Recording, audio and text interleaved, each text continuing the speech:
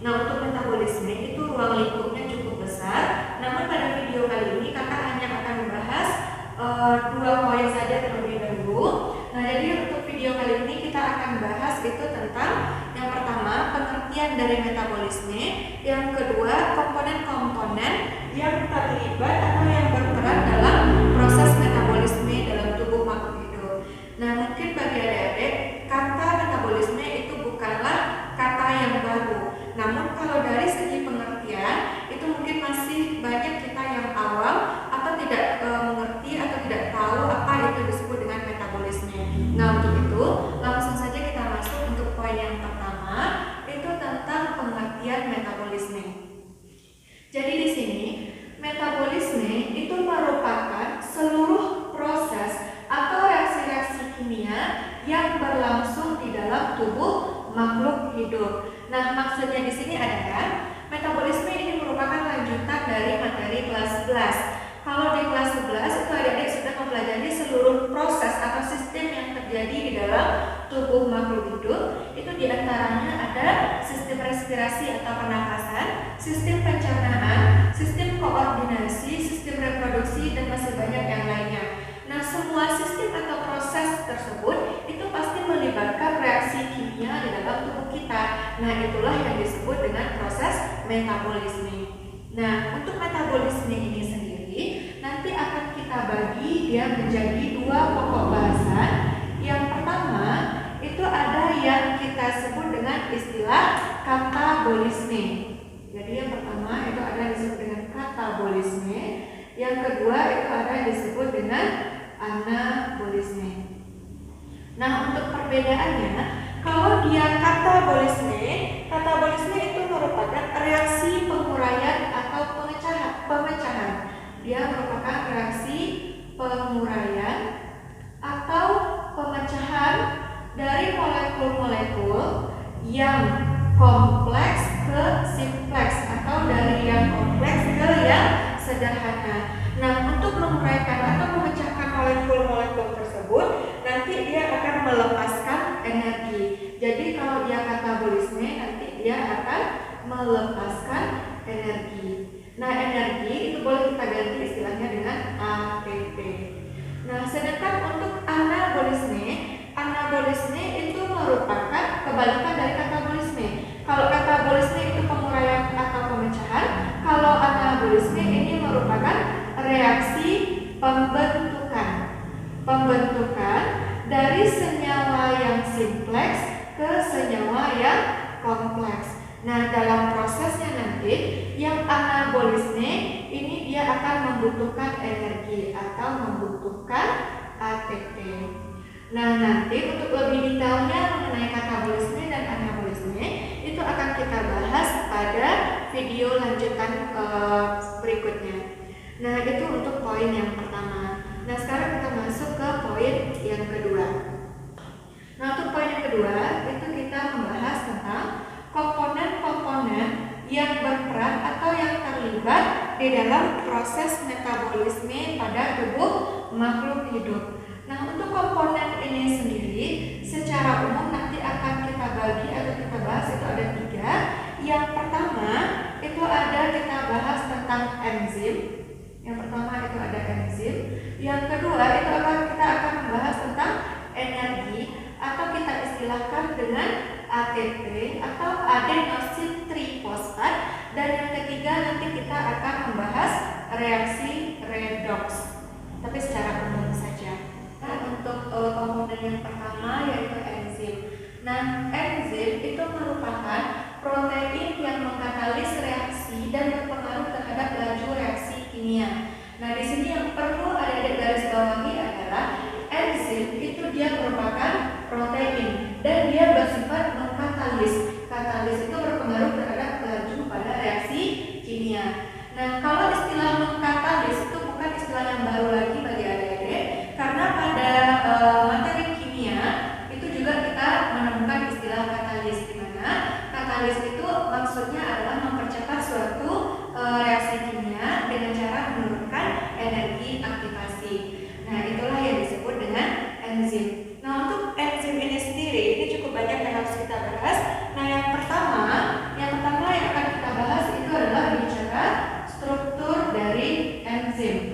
bagaimana struktur enzim itu sendiri. Nah, jadi di sini untuk struktur enzim kita pilihkan dalam bagan saja. Nah, yang pertama itu ada disebut dengan istilah enzim lengkap. Enzim lengkap itu kita istilahkan dengan holoenzim.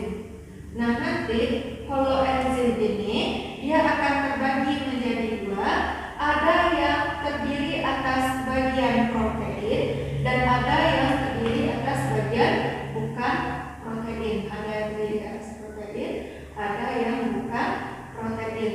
Nah, di sini dia juga memiliki nama lain. Kalau dia holoenzim itu terdiri atas protein, itu diistilahkan dengan apoenzim. Apoenzim. Sedangkan bagian yang bukan protein itu kita sebut juga dengan istilah gugus prostetik. Gugus prostetik.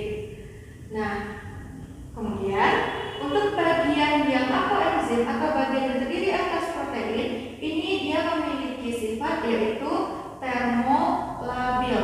Termo artinya itu suhu, labil itu berubah. Berarti di sini yang apoenzim itu dia dipengaruhi oleh suhu. Sedangkan untuk bagian bukan protein, ini dia terbagi lagi menjadi dua.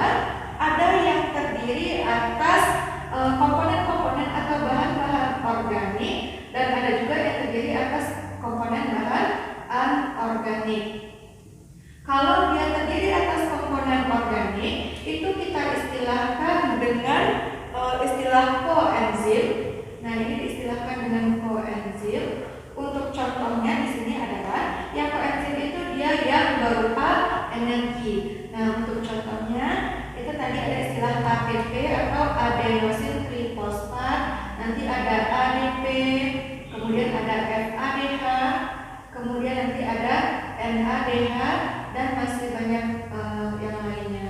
Kemudian kalau dia komponen bukan protein yang terdiri atas bahan-bahan anorganik, ini kita istilahkan dengan kofaktor.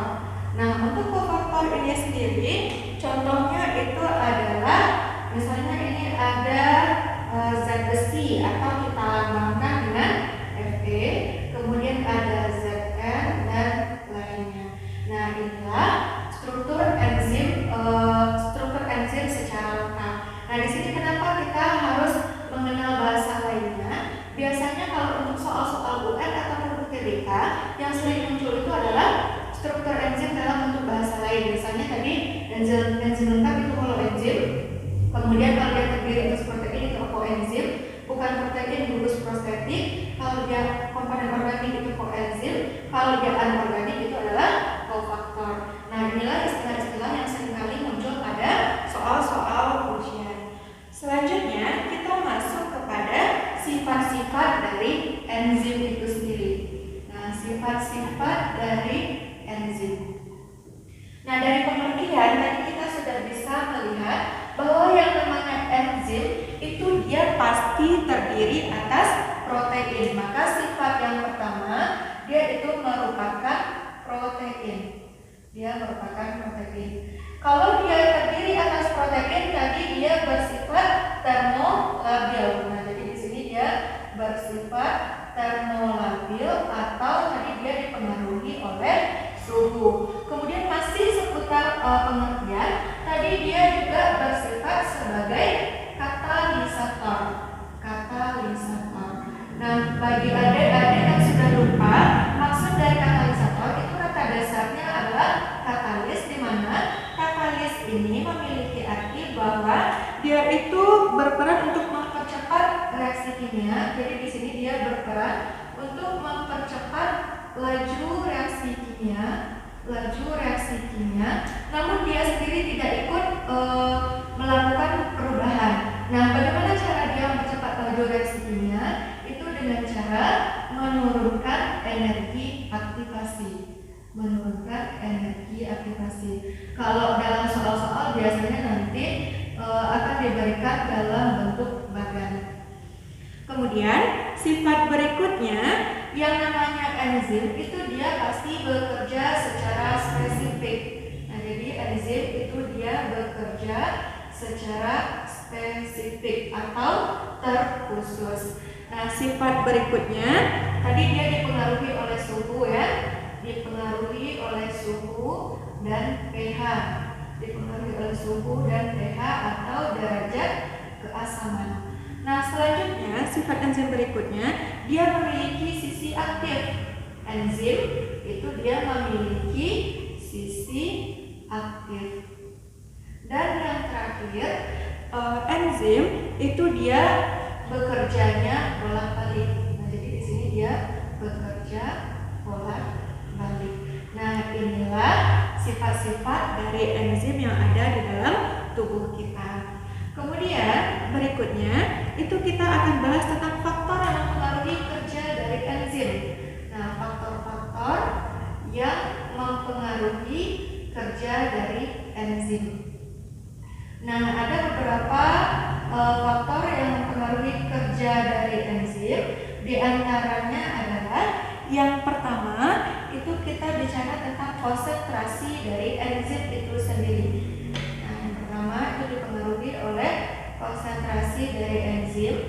Yang kedua itu dipengaruhi oleh konsentrasi dari substrat. Yang ketiga, kerja enzim itu juga dipengaruhi oleh suhu. Kemudian yang keempat dipengaruhi oleh derajat keasaman atau pH. Selanjutnya juga dipengaruhi oleh adanya substrat asing yang ditambahkan kepada enzim itu sendiri. Nah, jadi di sini ada 5 faktor yang mempengaruhi kerja dari enzim yang ada dalam tubuh makhluk hidup. Tadi kita sudah membahas tentang faktor yang mempengaruhi kerja enzim. Nah, di sini ada beberapa catatan penting untuk istilah-istilah yang sangat sering sekali keluar pada baik itu soal-soal ulangan, soal UN ataupun soal SBMPTN. Nah, yang pertama itu ada istilah denaturasi. Denaturasi itu maksudnya adalah rusaknya enzim oleh panas. Nah, jadi di sini tadi kan yang namanya enzim itu kan dia bersifat termolabil atau dipengaruhi oleh suhu. Jika suatu enzim itu dimasukkan atau berada pada suhu yang terlalu panas, maka nanti dia akan rusak atau terurai sehingga dapat menyebabkan suatu laju reaksi pada tubuh itu semakin lambat. Kemudian yang kedua itu ada yang disebut dengan istilah inhibitor. Inhibitor itu berarti dia merupakan zat yang kerja itu menghambat kerja dari suatu enzim. Dia memperlambat kerja suatu enzim. Dan yang ketiga itu ada aktivator. Aktif artinya dia mempercepat jalannya reaksi.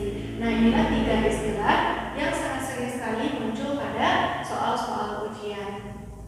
Nah, terakhir untuk pembahasan mengenai enzim itu kita bahas tentang cara kerja enzim.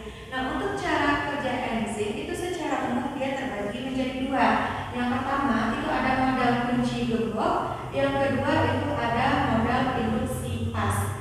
Nah, kalau misal kita bahas dulu yang pertama untuk model kunci gembok. Nah, siapa yang kita ibaratkan dengan kunci dan siapa yang kita ibaratkan dengan gembok. Nah, adik-adik ingat kembali tadi di awal kakak sudah menyampaikan tentang sifat-sifat dari enzim.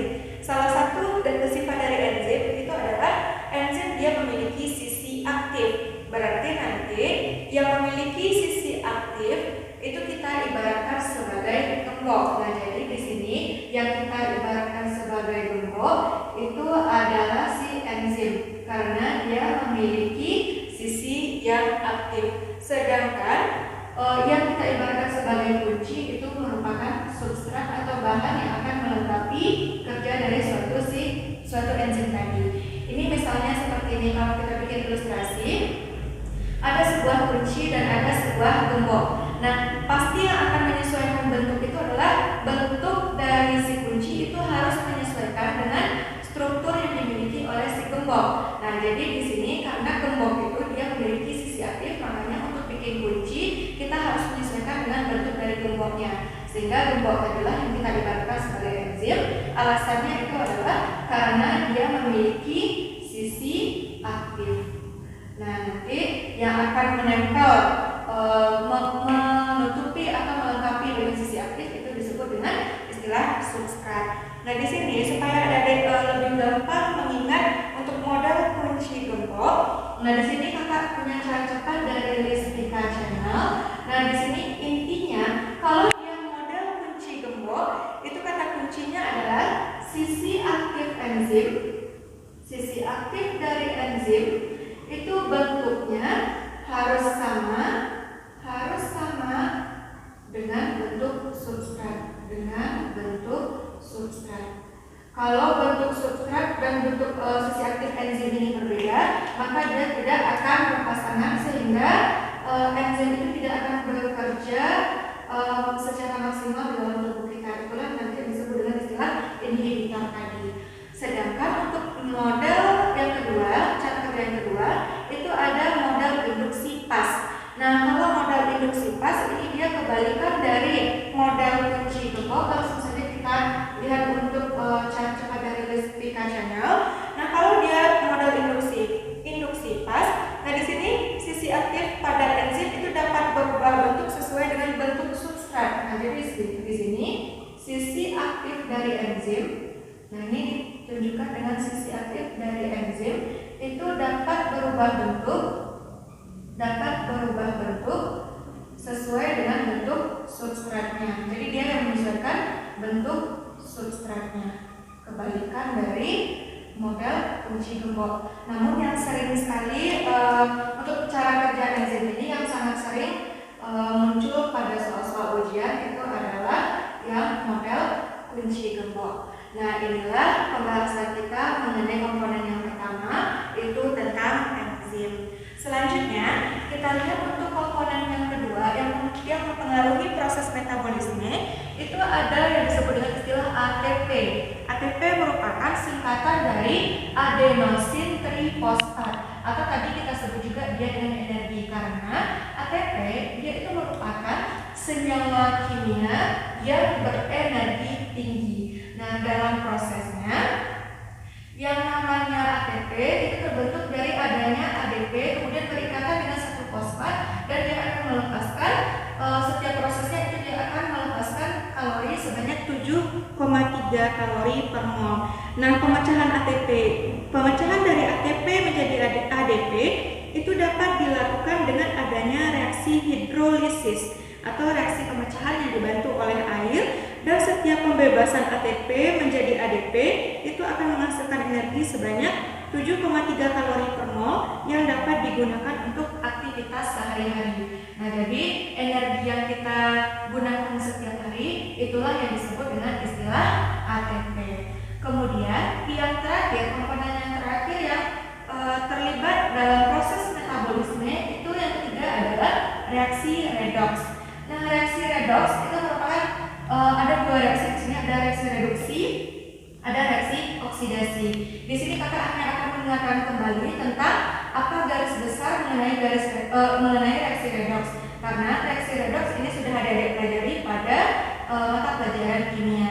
Nah, untuk pengingatnya, kalau dia reaksi reduksi itu ada 3 konsep yang perlu kita garis bawahi. Yang pertama itu dia sifatnya melepaskan oksigen, yang kedua dia menangkap elektron, yang ketiga terjadi penurunan pada biloxnya atau pada bilangan oksidasinya. Nah, kebalikan dengan reaksi reduksi itu ada reaksi oksidasi. Di sini dia juga memiliki konsep. Itu yang pertama dia menangkap oksigen, yang kedua dia melepaskan elektron, dan yang ketiga itu terjadi peningkatan pada biloxnya.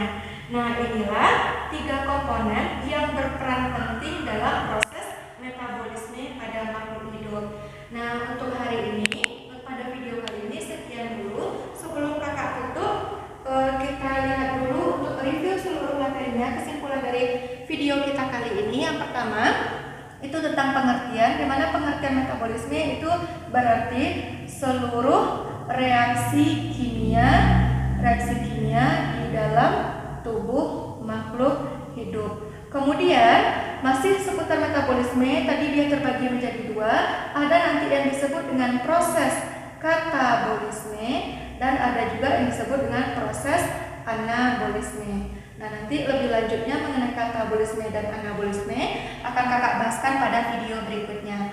Kemudian yang kedua, itu ada komponen yang berperan dalam proses metabolisme pada makhluk hidup.